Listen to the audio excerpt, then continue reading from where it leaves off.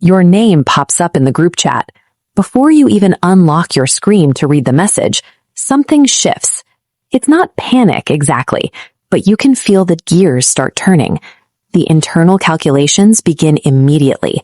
What is the precise right thing to contribute here? How long is too long to wait before responding? And by the time you've weighed the variables and drafted a reply, 3 other people have already chimed in, and the conversation has moved on without you. The window closes. You put your phone face down. And strangely, what you feel is very close to relief. The common definitions of introversion, the ones printed on mugs and tote bags, circle the thing without quite landing on it.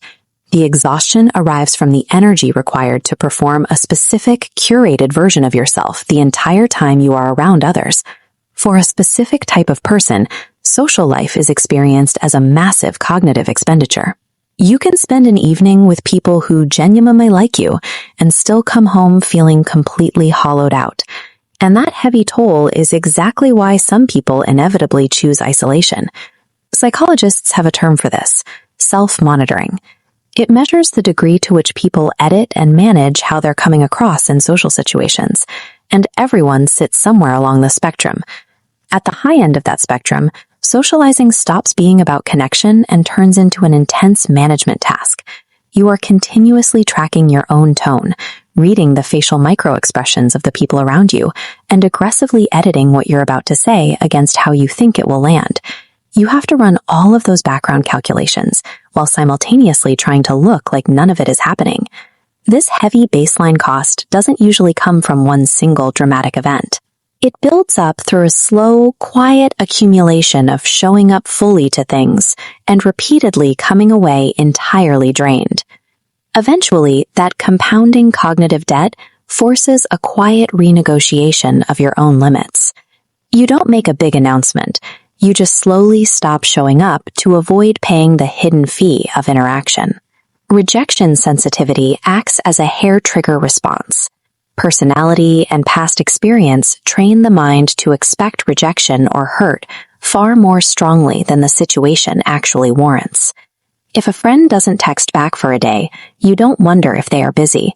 The story you construct in your head is thorough, doming, and assumes an absolute catastrophic rejection. It's easy to assume socially avoidant people simply don't care about others. But decades of research by psychologist John Cacioppo on loneliness reveals something entirely different. The nervous systems of chronically lonely people adapt over time to process social environments faster and more aggressively than average. They notice everything. They scan every interaction for threat cues, using that hyper-attention to locate the exit long before any real threat actually materializes. The internal logic of this behavior is airtight. It is very difficult to be rejected by someone you never allowed close enough to reject you. The bitter irony is that the people most famous for avoiding others are frequently the ones paying the absolute closest, most exhausting attention to them. The isolation is just a preemptive strike to keep themselves safe. Spending all your time trying to figure out why you do this carries its own risk. The introspection itself can become a trap, where overanalyzing your reasons for staying home eventually becomes a brand new excuse to avoid going out. Look at this dynamic. Most psychological frameworks miss the most honest part of this experience. The deep longing for connection and the intense relief of withdrawal do not cancel each other out. They coexist, sometimes in the exact same hour. Withdrawal and longing often occur together. You can be content in your solitude and still be aware of a distance between yourself and other people that you both chose and didn't quite choose. If this sounds familiar, your avoidance isn't irrational. It is a highly functional system. It is doing a job, optimizing for survival by keeping the cost of other people safely beneath a threshold that you can manage. It works perfectly along the dimension it's optimizing for.